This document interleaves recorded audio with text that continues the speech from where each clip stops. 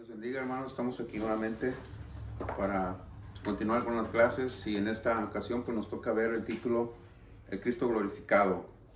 Aquí ya lo puse previamente, pero el expositor, si ustedes ven en su expositor, tiene un subtema, dice que el Cristo glorificado, que es el tema principal, pero el subtema dice que Jesucristo glorificado tiene toda la autoridad. Amén. Entonces vamos a ver todas esas cosas aquí. Y el versículo clave, Apocalipsis 1:18, que dice: Yo soy el que vivo y estuve muerto, mas he aquí que vivo por los siglos de los siglos. Amén. Y tengo las llaves de la muerte y del Hades. Amén. Así es que entonces, comenzando, amén, con esta clase nueva que trata sobre el libro de Apocalipsis, parece que vamos a estar viendo unas 4 clases o a lo mejor 5, ¿verdad? Sobre el libro de Apocalipsis, centrándonos, amén, en lo que es el Cristo glorificado, tanto que el libro de Apocalipsis, ¿verdad?, significa revelación y es lo que Dios, ¿verdad?, al último de los días del apóstol Juan le reveló. Entonces, él, ¿verdad?, plasma todo en este libro, toda esa visión, todas estas cosas que él vio, ¿no? Entonces dice, pues, el Cristo glorificado, pero el libro de Apocalipsis, ¿verdad?, se centra en, vamos a decirlo, en 3 aspectos, ¿verdad? En 3 aspectos que vamos a estar analizando a lo largo de estas 4 o 5 clases. Dice la primera, las cosas que has visto. Le dice en el capítulo, ¿verdad? En el capítulo 19, 1:19 dice: escribe las cosas que has visto y las que son y las que han de ser después de estas. Entonces, Cristo, ¿verdad?, personalmente le dice a Juan en la isla de Patmos, que ahí fue donde, ¿verdad?, se le apareció, aleluya. Entonces le dice, una de las cosas es que dice: escribe tú, Juan, las cosas que has visto. Entonces, ¿cuáles cosas que Juan ha visto? Bueno, lo que empieza diciendo todo lo es el capítulo 1, el capítulo primero, que es el capítulo número 1, todo lo que relata ahí, le dice Cristo, ¿verdad? Tú escribe todas las cosas que has visto. Si se fija bien, esos tres aspectos, uno está en pasado, ¿verdad? El primero está en pasado.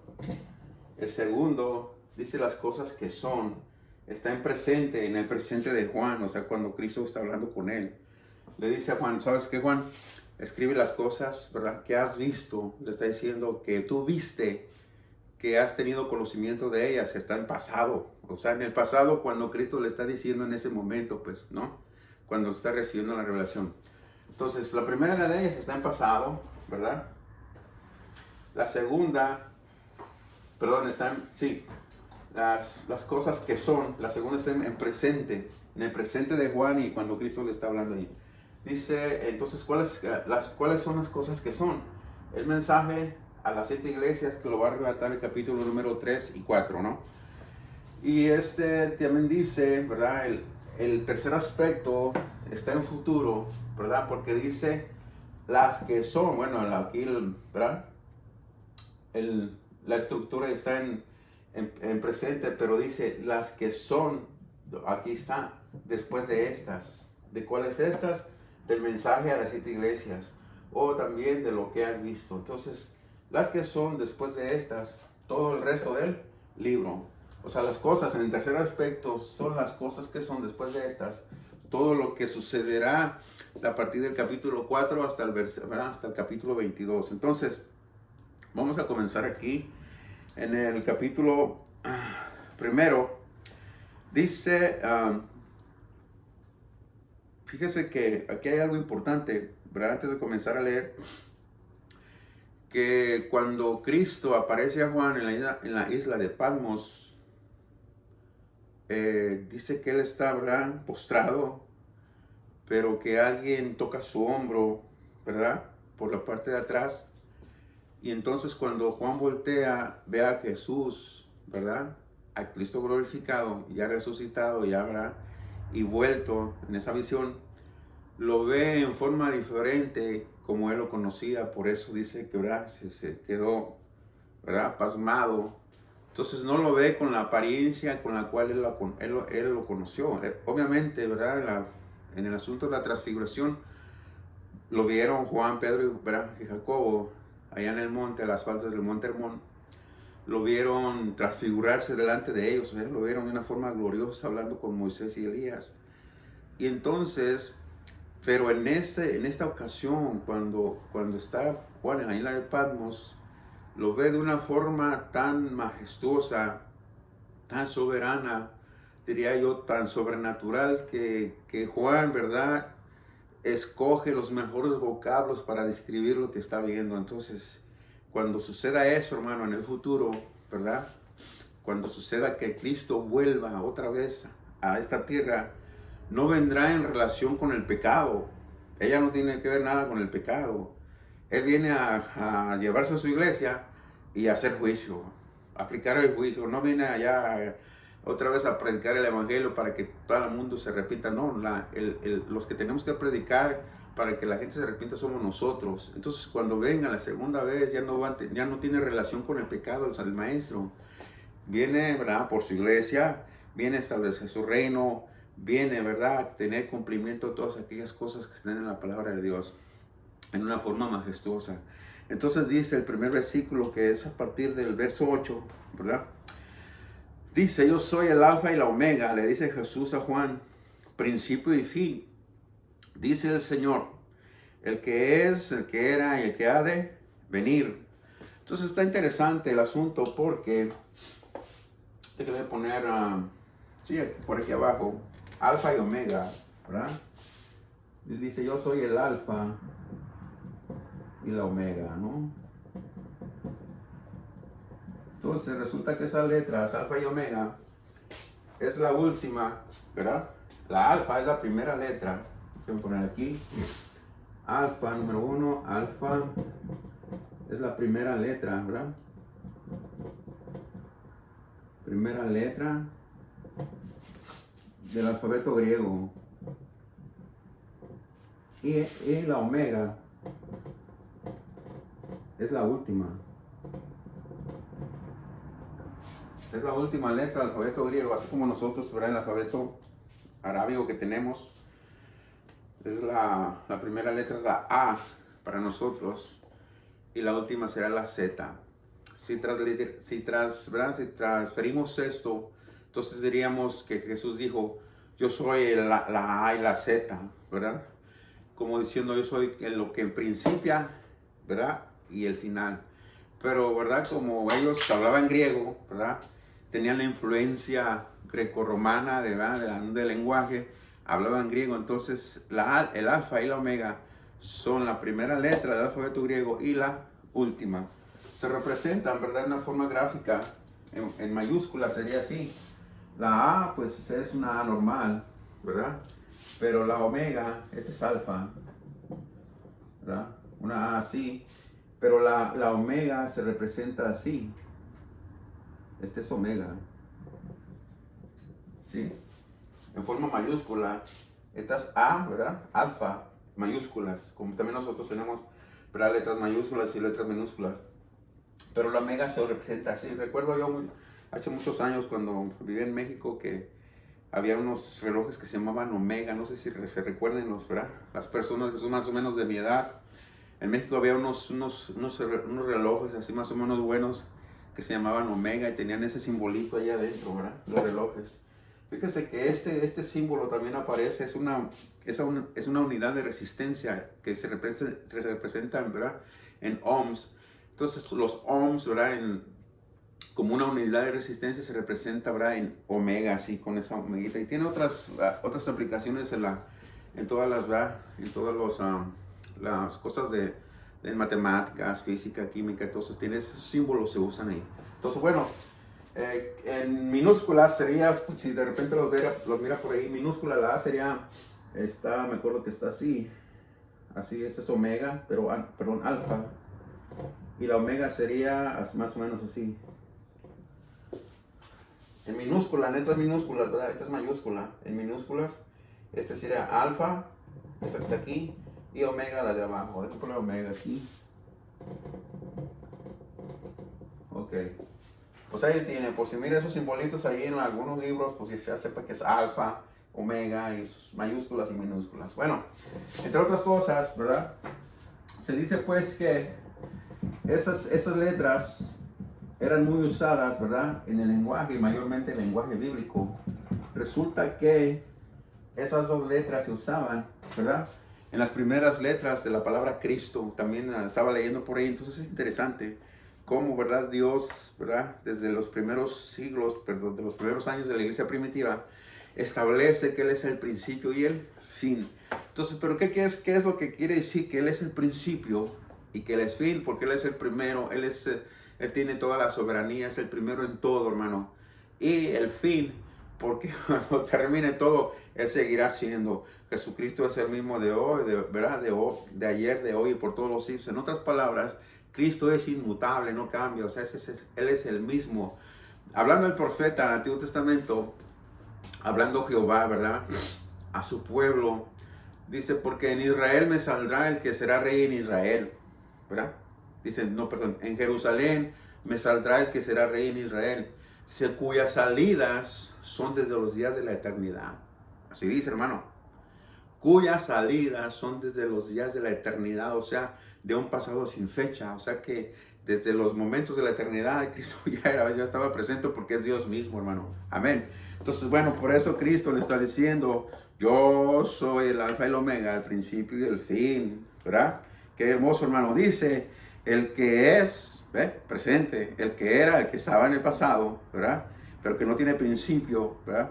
Y que ha de venir, está reiterando Cristo, el que ha de venir, quieran o no los gobiernos del mundo, las personas que no quieran nada con Él, todos los sistemas, ¿verdad?, religiosos que no tienen sana doctrina, acéptenlo o no acepten, Cristo va a venir otra vez y va a establecer su reino. Hágale como le haga, quien quiera, quien sea, que se opongan, que no se oponga, Cristo establecerá su reino en un futuro posterior. Así es de que Él dice, el que ha de venir, Él está reiterando que va a venir otra vez, el mismo, hermano. Aleluya, gloria al Señor.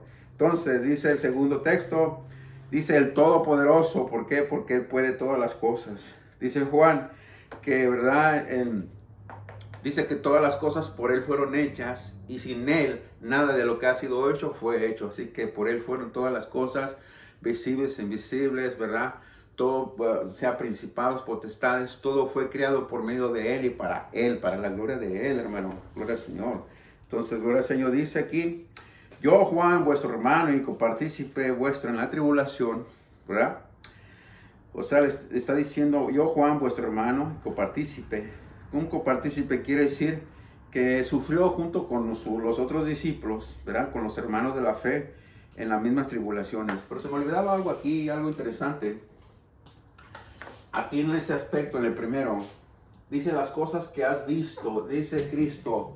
Juan escribe las cosas que has visto.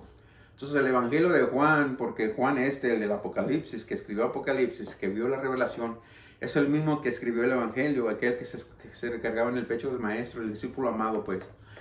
Y también escribió, ¿verdad?, primera, segunda y tercera de Juan, o sea, unas cartas por ahí pequeñas, y el Apocalipsis. Pero fíjese que leyendo la Biblia en las cartas de Juan, me encontré con un texto interesante, que está aquí a la letra, porque, ¿verdad?, dice aquí, Juan, escribe las cosas que has visto. Lo que se refiere todo al capítulo 1 que Juan está viendo en visión. Pero como el Evangelio de Juan, hermano, dicen los historiadores que el Evangelio de Juan se escribe, el Evangelio, las cartas pues obviamente más o menos en el mismo periodo.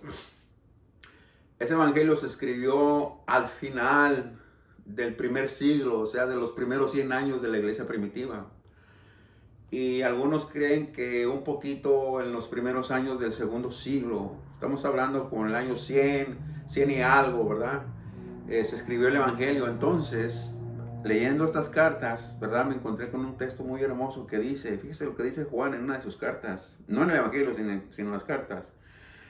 Dice, lo que era desde el principio, lo que hemos oído, lo que hemos visto con nuestros ojos, lo que hemos contemplado y palpado en nuestras manos tocante al verbo de vida.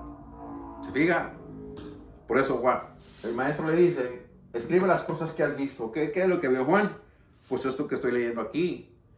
Lo que era desde el principio, lo que hemos oído, ¿verdad? Lo que hemos oído, lo que hemos visto con nuestros ojos, lo que hemos contemplado y palpado en nuestras manos, tocante al verbo de vida, hermano. Eso es lo que vio Juan. Juan fue testigo ocular de todos esos acontecimientos, ¿verdad? Al lado del maestro. Así es que Juan está plasmando, ¿verdad? Lo que vio, porque Jesús le dijo que lo escribiera. Amén.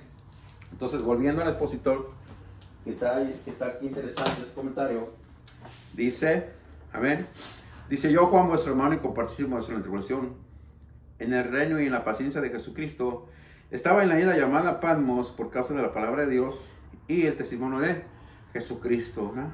Lo aventaron por allá, Juan, dicen los historiadores, a la isla, y probablemente ahí murió en esa isla, una isla rocosa, ¿verdad? La historia también dice que Juan murió, parece que lo quemaron con aceite hirviendo, hermano, algo muy, muy terrible. Pero bueno, ¿verdad? Esos son los mártires, gloria al Señor, del Señor Maestro, del Señor Jesucristo. Entonces, yo estaba en el Espíritu en el día del Señor. ¿Qué es estar en el Espíritu? Estar dispuesto en cualquier momento para adorar a Dios, para buscar su rostro. Jesús lo dijo anteriormente, se los dijo anteriormente a los discípulos. A la verdad, el espíritu está listo, pero la carne es débil. Entonces, estar en el espíritu es tener una disposición, ser amante de la paciencia, de la verdad, del amor de Dios. Entonces, tener un buen espíritu para buscar la presencia de Dios. Estaba en el espíritu, ¿verdad? Y oír, dice, yo estaba en el espíritu en el día del Señor. Esta expresión del día del Señor no puede significar otra cosa más que el día domingo, ¿verdad? Que nosotros pues observamos. Es el día del Señor porque es, ¿verdad? Tardaríamos un poquito en explicar todo eso, pero se refiere al domingo mayormente. Algunos otros dicen que el día del Señor es una expresión de juicio, pero o sea, no está entrelazada, ¿verdad? Todavía esa expresión de juicio como por lo que estamos leyendo aquí, sino más bien está explicando que o está queriendo decir que es un día específico, ¿no? Y este es el día domingo. Entonces dice, y oí detrás de mí una gran voz de trompeta, fíjese hermano, que decía, otra vez, yo soy el alfa y la omega, el primero y el último, ¿verdad? ¿Qué es el alfa y el omega? Pues el primero y el último. Cristo tiene la primacía en todas las cosas. Dice, escribe en un libro lo que ves y envíalo a las 7 iglesias que están en Asia. A Éfeso, Esmirna, Pérgamo, Tiatira, Sardis, Filadelfia y la Odisea. Esto, ¿verdad? Lo que está en el verso 11, lo vamos a ir, ¿verdad? A lo mejor en las siguientes clases, a una pequeña explicación de cada una. Y es un tema donde han chocado muchas, ¿verdad? Muchas escuelas de interpretación porque algunos piensan que son unas iglesias ficticias, ¿verdad? Que no existieron. Otros dicen que sí existieron. Otros dicen que prácticamente como es una revelación, es una visión, estas 7 iglesias, ¿verdad? Pertenecen a cada uno de los periodos de la iglesia en general, o sea, de la iglesia de Jesucristo, ¿verdad? A través de la historia. Y que son aspectos y características de cada una de ellas, porque contra todas ellas, ¿verdad? Cristo le quiere decir algo. Pero la realidad, hermano, es que si menciona lugares geográficos, como aquí dice, escribe en un libro lo que ves y envíalo a las 7 iglesias que están, ¿dónde? En Asia. Eso resuelve mucho, hermano, ¿verdad? ¿Para qué nos metemos en problemas? En primer lugar, el maestro le está diciendo de sus propios labios a Juan que envíe esas cosas que va a ver o que está viendo a unas iglesias que están en Asia. Y Asia es un lugar geográfico, está al día de hoy, ahí está Asia Mayor, Asia Menor, la media luna fértil, donde, ¿verdad?, se originó todo esto. Entonces, ya cuando menciona un lugar geográfico específico, quiere decir entonces que el asunto es literal, es un asunto que urge, un asunto que Cristo quiere que envíe ese mensaje, ¿verdad?, a cada una de esas iglesias. Ahora bien, como está escrito en la palabra de Dios y nos fue legado a nosotros, probablemente todas y cada uno de esas exhortaciones, de esos halagos, de esas reprensiones, corresponden obviamente a la iglesia de todas las edades y mayormente a la de ahora, hermano, ¿verdad? A la iglesia que se mueve hoy, a la iglesia que ha perdido el sentido de la predicación de la palabra, a la iglesia que se ha perdido, bendito sea el nombre del Señor, de la búsqueda de Dios, de la consagración. Entonces, por eso Jesús dijo, ¿verdad? Cuando andaba en su ministerio con los discípulos, dice, cuando el Hijo del Hombre venga, hallará fe en la tierra. ¿Se fija? Entonces, quiere decir, hermano, que entonces esos mensajitos que Cristo trae para todas esas iglesias, bien nos pueden quedar a nosotros. O sea, como diciendo, ¿verdad? Normalmente nos vamos a poner en saco cuando las estemos estudiando cada una de ellas, amén. Aunque sea un poquito breve, pero lo vamos a hacer, ¿no?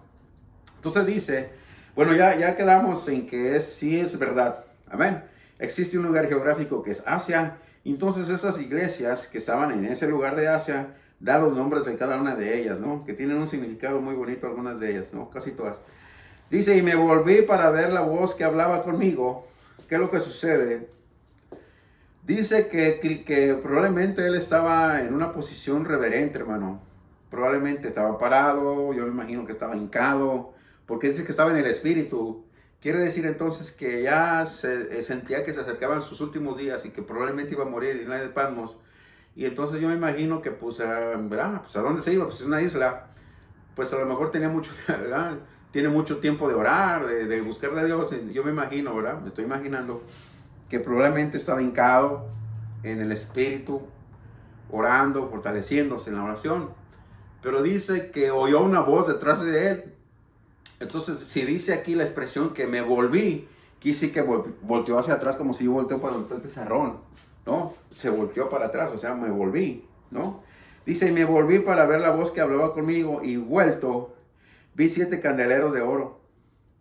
Ahorita estos 7 candeleros de oro, ¿verdad? Vamos a ver qué es. Bueno, más adelante, vamos a ver qué es, ¿no?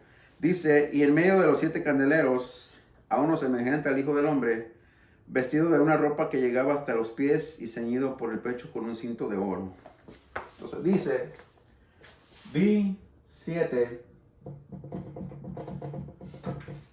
candeleros de oro. ¿Sí, hermano?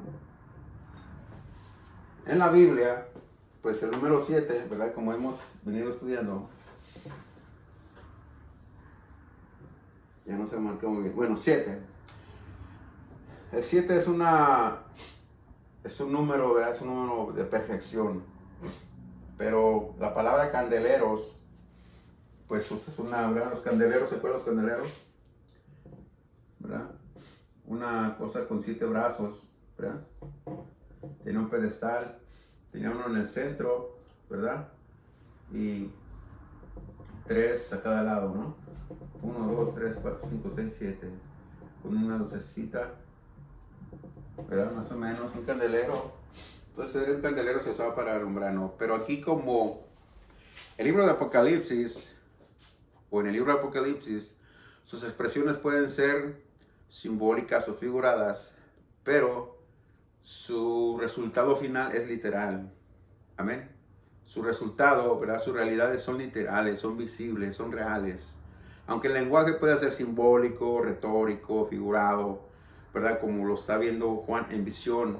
Pero cuando eso suceda, cuando eso se represente en forma, ¿verdad? Real, ¿verdad? Será una forma literal, o sea, será visible. Amén.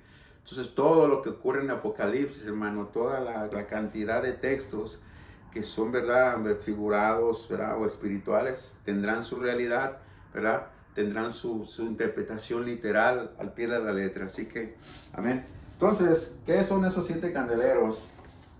Dice allá, ¿verdad? Que es, ahorita vamos a ver, todavía no, ¿verdad? No sabemos qué son los 7 candeleros. Pero entonces dice, y en medio de estos candeleros, decía que los candeleros se usan para alumbrar. Quiere decir entonces que si tratamos de darle esa interpretación para decir que esos 7 candeleros son las 7 iglesias de Asia, entonces estamos en lo correcto, porque lo dice más adelante. Dice, mira Juan, los 7 candeleros que has visto son las 7 iglesias. Quiere decir entonces que cada una de esas iglesias era candelero. ¿Por qué? Porque era una lumbrera en la sociedad donde coexistía, hermano. como lo es hoy la iglesia, cada iglesia que está en cada comunidad, en cada barrio, en cada ciudad, es un candelero que alumbra y es una iglesia que es sal, porque, ¿verdad? Y es luz. Entonces, es un candelero, es para eso, para alumbrar. Entonces, que la iglesia de Jesucristo sea de esas características para, ¿verdad? Para dar luz. Entonces dice enseñado dice aquí, y en medio de los 7 candeleros, a uno semejante al Hijo del Hombre, dice Juan, él está viendo eso, ¿verdad? Vestido de una ropa que llegaba hasta los pies, ceñido por el pecho con un cinto de oro, hermano. Amén, oro, gloria al Señor.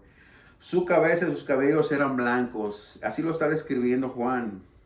Dice, como blanca lana, como nieve, sus ojos como llama de fuego. Fíjese, hermano, qué cosa dura. Y sus pies semejantes al bronce bruñido, refulgente como en un horno, y su voz como estruendo de muchas aguas. Ve, hermano, todas estas expresiones, ¿verdad? Déjenme borrarle aquí un poquito. Fíjense que todas estas expresiones, ¿verdad? Son símbolos que aluden al juicio, a un juicio. Vamos a ver cuál es la primera que tenemos aquí.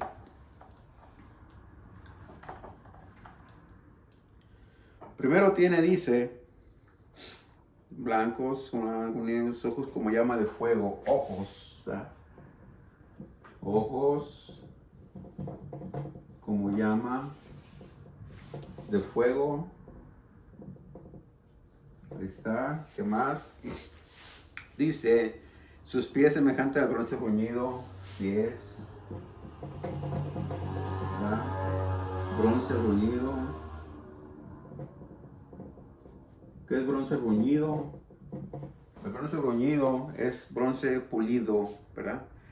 Cuando usted pule bronce, lo lija, hermano, con un pedazo de bronce con lija, que haga un aspecto muy hermoso. Dice, sus pies semejantes al bronce bruñido, refulgente como en un horno, y su voz como estruendo de muchas aguas. Su voz, ¿verdad? Estruendo de muchas aguas. Entonces, dice más, tenía en su diestra 7 estrellas, ¿verdad? Tenía en su diestra 7 estrellas, de su boca salía una espada aguda de 2 filos. A ver, de su boca salía una espada aguda. Aguda quiere decir filosa, ¿verdad? De 2 filos.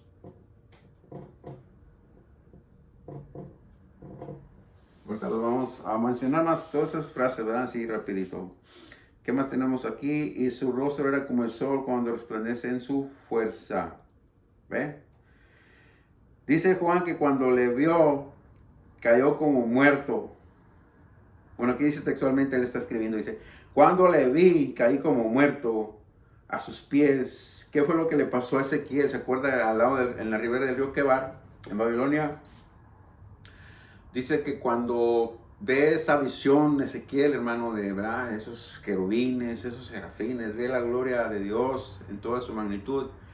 Dice también lo mismo, que cae como muerto. Dice que estuvo enfermo como 7 días, ¿verdad? Sin decir palabras, se quedó estupefacto, o sea, se quedó como anodadado, sorprendido, no sabía qué decir. Y dice Ezequiel, sí, Ezequiel, también Daniel, que se enfermó por 7 días. Entonces lo mismo le pasó aquí a Juan, ¿verdad? Pero él dice, amén, dice, cuando le vi, caí como muerto a sus pies y él puso su diestra sobre mí. Fíjese qué hermoso, hermano, ¿verdad? Ver esa magnitud de realeza, de magnificencia, de gloria de Jesús, no queda más que pues, postrarse delante de sus pies y ni siquiera mirarlo. Pero dice, ¿verdad? Dice que él dice, hey, tú, Juan, soy yo, ¿verdad? Gloria al Señor, qué cosa, bueno.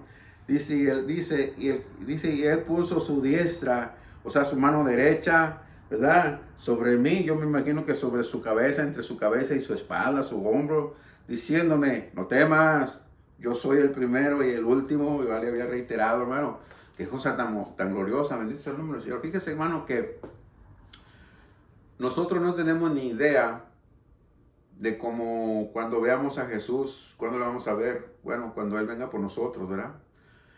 Pero hay una escena totalmente gloriosa que no nos debemos de perder y no nos la vamos a perder, pienso yo, en ningún sentido. cuando el libro de Apocalipsis en el capítulo 1, verso 8 dice que, ¿verdad?, que viene con las nubes y todo ojo le verá, y todos los que le traspasaron, ¿verdad?, y todos los linajes de la tierra harán lamentación por él, porque aparecerá en el horizonte, hermano, ¿verdad? El lugar geográfico de protagonismo será la ciudad de Jerusalén, Medio Oriente. Entonces, en el capítulo 24 de Mateo, Jesús mismo está diciendo que después de la tribulación de aquellos días, ¿verdad?, después de los 7 años de tribulación, el sol se oscurecerá y la luna no dará resplandor. Pero enseguidita, hermano, enseguidita esos textos, dice entonces, ¿qué es lo que sucede? Que al final al final de la tribulación, el sol no dará su resplandor, ni la luna tampoco. Entonces que el ambiente se mirará lóbrego, se mirará oscuro, gris.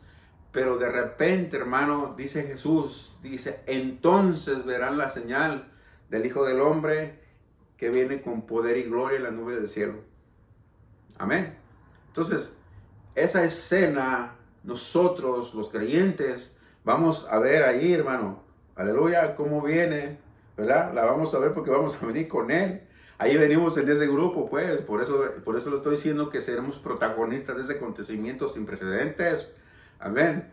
Seremos testigos, miraremos, gloria al Señor, cómo están los ejércitos del anticristo allá abajo. Aleluya. Y entonces venimos con Cristo, porque ahí dice la palabra de Dios. Amén. Entonces será un acontecimiento gloriosísimo que no nos debemos de perder por nada. No lo vamos a perder porque ya nos fuimos con Él, pero vamos a venir con Él a reinar por 1000 años aquí en la tierrita. Amén. En esta tierrita impía, ¿no? Entonces, hermano, qué cosas tan maravillosas. Por eso aquí me gozo, porque dice, ¿verdad?, que Jesús mismo puso su mano sobre él. Aleluya. Entonces dice, y él puso su diestra sobre mí diciéndome, no temas, yo soy el primero y el último. Entonces aquí viene la explicación, ¿no? Vamos a ver. Dice, ojos como llama de fuego. Fíjese que estas expresiones aluden, ¿verdad? Estos símbolos, por así decirlo, estas expresiones simbólicas, aluden al juicio, hermano. ¿Por qué? Porque lo que le dije al principio, Jesús ya no viene a predicar el evangelio para que la gente se arrepienta. No, jamás.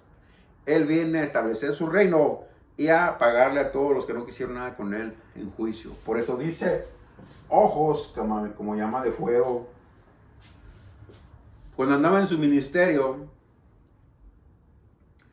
la mirada de Jesús no era como llama de fuego. Era de humildad, de amor. ¿Sí, hermano? Usted se puede imaginar cuando platica con la mujer samaritana y cuando él fija sus ojos sobre ella y le dice, bueno, el hombre que tienes tampoco es tu esposo, porque cinco has tenido y el que tienes ahorita tampoco lo es. Entonces, leemos eso en la Biblia, ¿verdad? Pero imaginémonos un poquito más allá, porque Jesús está viendo a la samaritana, le está viendo en los ojos. Es una mirada de compasión, hermano. Es una mirada de amor. Cuando le dice a los discípulos, he aquí yo estoy entre vosotros como el que sirve, ¿verdad? No tenía esa mirada como llama de fuego, no. Era una mirada humilde, sencilla, llena de misericordia. Entonces, pero al revés de eso, hermano, aquí al final, ¿verdad? Y cuando todo eso se cumpla acá, dice ojos como llama de fuego. Aleluya. Porque la mirada de Jesús es escrutadora, hermano. Usted de repente no le ha pasado que no soporta la mirada de otra persona. Como que trata de evitarla porque la mirada de otra persona es fuerte, se la fija en su rostro y usted no la soporta. No sé si le ha pasado alguna vez. Pero bueno, es algo más o menos para dar a entender, hermano, que cuando Jesús mira a toda esa gente, amén, mira a toda la gente que no quiso nada con Él, ¿verdad? Y aún a nosotros nos mira con mirada de amor, pero a esa gente la mirará, hermano, con juicio, glorita. Bendito sea el nombre del Señor. Por esos ojos como llama de fuego, ve, pies, bronce bruñido, gloria al Señor. Es otro símbolo que alude al juicio. Aleluya.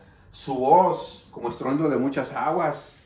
No quiere decir, ¿verdad?, que no se entienda lo que Jesús está diciendo. Simplemente se está, perdón, se está refiriendo, se está aludiendo a que cuando Él habla, hermano, habla con mucha autoridad, con mucha potencia, con mucha fuerza. ¿Se acuerda que aquella vez cuando los que querían matar a Jesús enviaron a unos, ¿verdad?, a unos ayudantes para que fueran y lo apresaran, ¿verdad? En cuanto dijera algo, ¿verdad?, en contra de la ley, lo apresaran y lo llevaran con los alguaciles.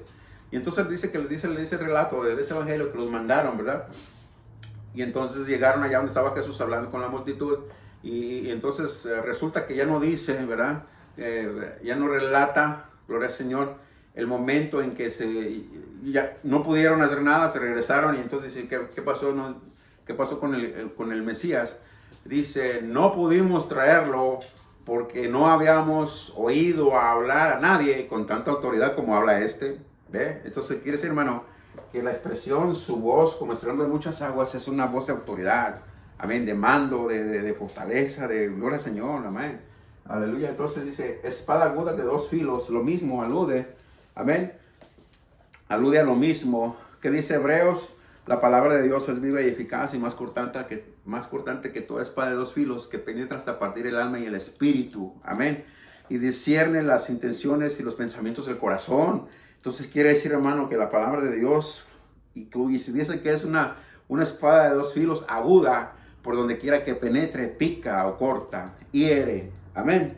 Entonces dice, y el que vivo y estuve muerto. Él mismo dijo, aquí nadie me quita la vida, sino que yo la doy, ¿verdad? Y tengo poder para volver a tomar. ¿Cómo la ve, hermano? Nadie ha hecho jamás en la historia. Mas he aquí que vivo por los siglos de los siglos. Amén. Y tengo las llaves de la muerte y del Hades. ¿Qué es lo que sucede cuando Jesús dice que tiene las llaves de la muerte y del Hades? Simple y sencillamente significa que Él tiene jurisdicción, que Él tiene poder, Él tiene autoridad sobre todas las almas de todos los seres humanos que han existido en esta tierra. Amén. Él decide, aleluya, quién se va con Él y quién no se va con Él. Obviamente, ¿verdad? El evangelio es predicado y los que acepten la salvación, pues van a ir con Él. Pero lo que quiere decir es que Él tiene potestad sobre todas las almas, hermano. A unas para juicio y a unas para llevarlos a la gloria. Amén. Él tiene poder para todo eso. Entonces dice, escribe las cosas que has visto, ¿verdad? Lo que puse ahí al principio, y las que son y las que han de ser después de estas. Gloria al Señor. Entonces le es, ¿verdad?, encomendado a Juan escribir todo el relato del Apocalipsis. Y qué cosas tan hermosas hay ahí, hermano. Amén. El misterio de las 7 iglesias que has visto en mi diestra, y de los 7 candeleros, ¿verdad?, de oro, dice, las estrellas son los ángeles de las 7 iglesias. ¿Ve? Eso es interesante. Déjame borrarle aquí, ya casi para terminar yo aquí, para que acá va a haber más clases al respecto, hermano. Pero eso está interesante, porque no se sabe a ciencia cierta quiénes son los ángeles. ¿Sí, hermano? Perdón. Fíjese el 16 otra vez, regresando un poquito de arriba. Tenía en su diestra 7 estrellas. En su diestra dice que tenía 7 estrellas, ¿no? 7. Santo Jesús, ya claudicó. Bueno, vamos a usar otro. 7 iglesias. No, 7 estrellas. Dice, tenía en su diestra 7 estrellas. 7 estrellas, ¿no?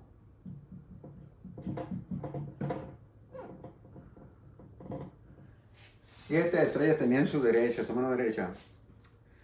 De su boca salió una espada aguda de 2 filos, ya lo que hemos comentado, y su rostro entonces. Pero luego dice, el 20, el misterio de las 7 estrellas, ¿verdad?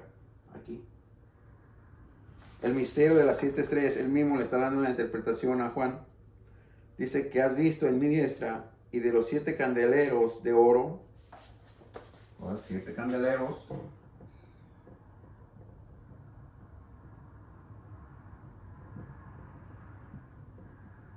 de oro, ¿verdad?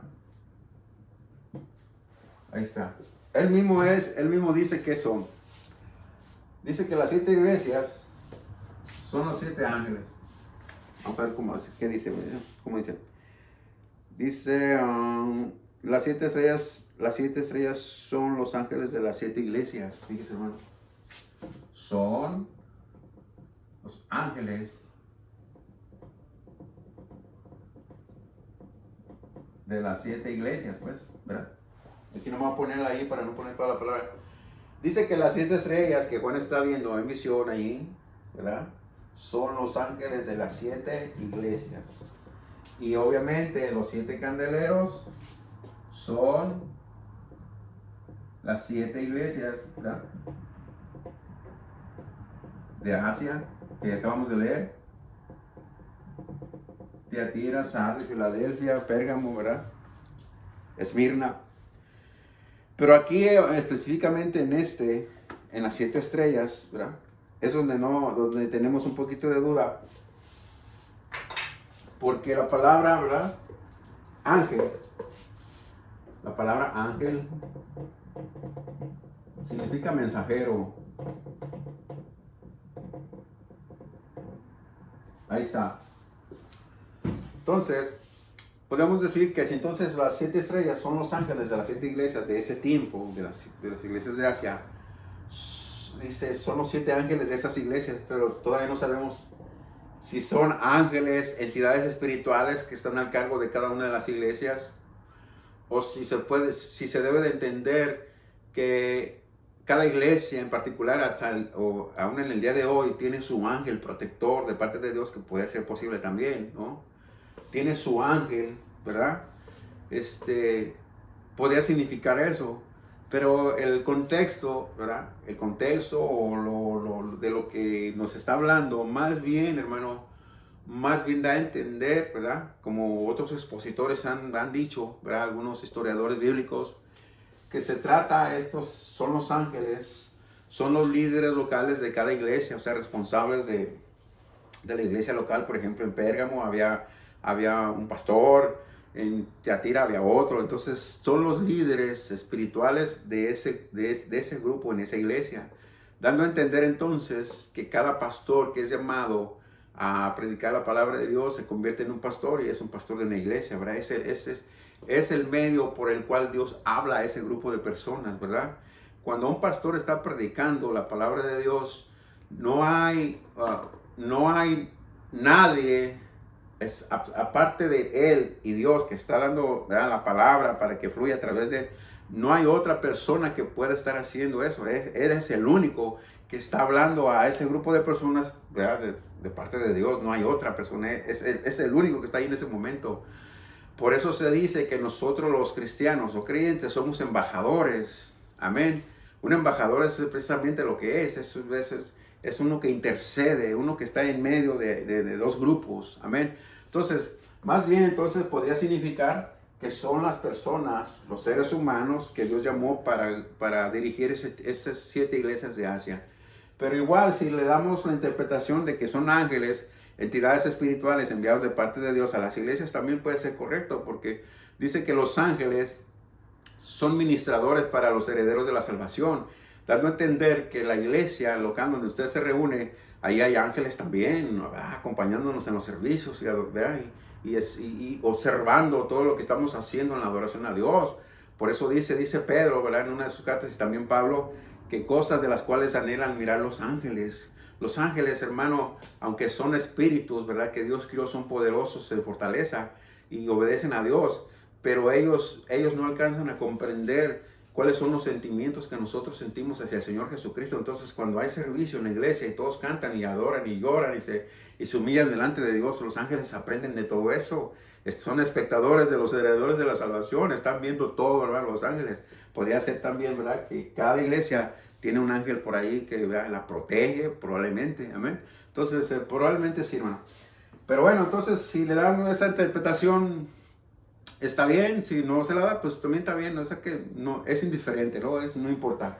Entonces, hermano, y los 7 candeleros de oro, pues son las 7 iglesias de Asia. Amén. Son las 7 iglesias de Asia que ya en las próximas clases pues vamos a hablar cada una de ellas, ¿no? Y entonces, ¿qué tenemos más por aquí? Parece que es todo. Amén. Y gloria al Señor, pues le invito para que, amén. Fíjese los mensajes de Cristo a las iglesias, ¿verdad? Y la otra clase que sigue. Entonces, pero en esta que particularmente, ¿verdad? Terminamos, pues ya por ahí viene siendo todo por hoy. Amén. Y los 7 candeleros que has visto son las 7 iglesias. Así que, hermano, ¿verdad? Ahí estamos. Gloria al Señor. Y pues, gloria a Jesús. Sigamos orando. Y para que, gloria al Señor, pues, amén. Pues nos volvamos a reunir. Amén. ¿Qué más? En la iglesia. Y volvamos a, ¿verdad? A convivir con los hermanos de la fe. Y si todavía, hermano, no se puede, pues en las casas hay que buscar a Dios. Amén. Hay que estar alertas y gloria a Jesús y amén. Estar al pendiente de todo. El Señor me los bendiga, Dios los prospere y que la pasen bien, hermano. Señor les bendiga.